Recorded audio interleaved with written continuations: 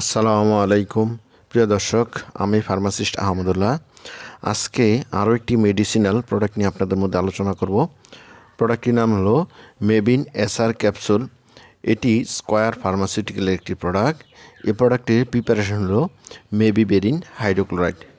প্রিয় দর্শক, আসুন জেনে নিই এই ওষুধটি যেসব রোগে ব্যবহার করা হয়। আইবিএস অর্থাৎ ইরিটেবল বাউল সিন্ড্রোম, এটি হলো পেটের গোলযোগ। লক্ষণ হলো দীর্ঘমেয়াদী পেটে ব্যথা, পেট ফাঁপা, ডায়রিয়া, কোষ্ঠকাঠিন্য, গ্যাস, মলত্যাগের ধারাবাহিকতার পরিবর্তন। ক্রনিক ইরিটেবল কোলন, এটি হলো দীর্ঘমেয়াদী যন্ত্রণাদায়ক মলাশয়, আর কোলন হলো মলত্যাগের রাস্তা। সেফাস্টিক কনস্টিপেশন, এটি হলো অন্ত্রের একটি রোগ যা পেটে ব্যথা, পেট ফাঁপা, অন্ত্রের অভ্যাসের পরিবর্তন, ডায়রিয়া অথবা কোষ্ঠকাঠিন্য দুটি লক্ষণ দ্বারাই নির্দেশিত হয়। মিউকাস কোলাইটিস, এটি হলো মলাশয়ের প্রদাহ বা ব্যথা। কলিকি অ্যাবডোমিনাল পেইন, এটি হলো হঠাৎ পেটের ব্যথা হওয়া এবং শেষ হয়ে যাওয়া। কিডনিতে পাথর হলে এ ব্যথা হয়। এ ব্যথা পেটের অর্ধেকের বেশি জায়গা জুড়ে হয়। পারসিস্টেন্ট নন স্পেসিফিক ডায়রিয়া, এ রোগটি হলো দীর্ঘস্থায়ী অনির্দিষ্টকালের ডায়রিয়া। প্রিয় দর্শক, এবার আসুন জেনে নেই এই ওষুধটির ডোজ বা খাবার নিয়ম সম্বন্ধে। প্রাপ্তবয়স্ক, বার্ধক্য এবং 10 বছরের বয়সী শিশুদের ক্ষেত্রে 200 mgর ক্যাপসুল প্রতি বেলা একটি করে দিনে 2 বেলা খাবেন।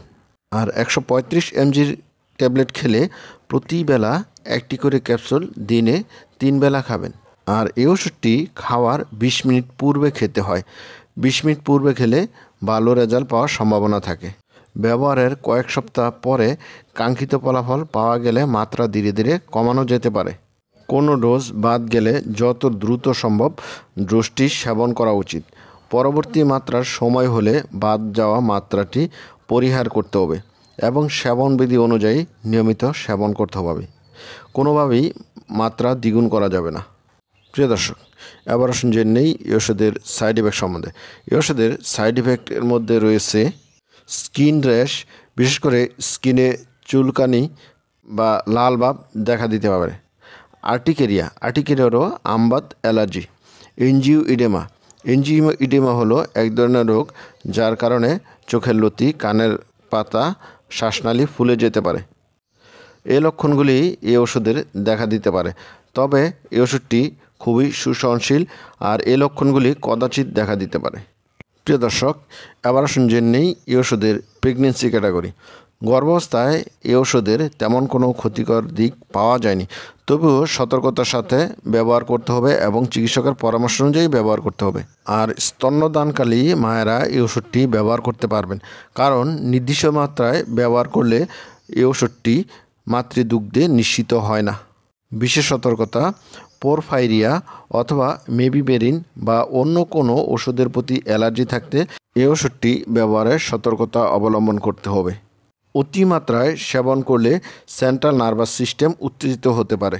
প্রিয় দর্শক, এই ওষুধটি কেবলমাত্র রেজিস্টার্ড চিকিৎসকের পরামর্শ অনুযায়ী ব্যবহার করবেন। সকল ঔষধ শিশুদের নাগালের বাইরে রাখবেন। 30 ডিগ্রি সেন্টিগ্রেড তাপমাত্রার মধ্যে সংরক্ষণ করবেন। প্রিয় দর্শক, এবার আসুন জেনে নেই এই ওষুধের প্রাইস সম্বন্ধে।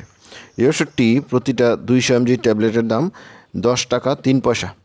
প্রিয় দর্শক, এই ছিল মেবিন এসআর ক্যাপসুল সম্বন্ধে গুরুত্বপূর্ণ ইনফরমেশন। আসসালামু আলাইকুম।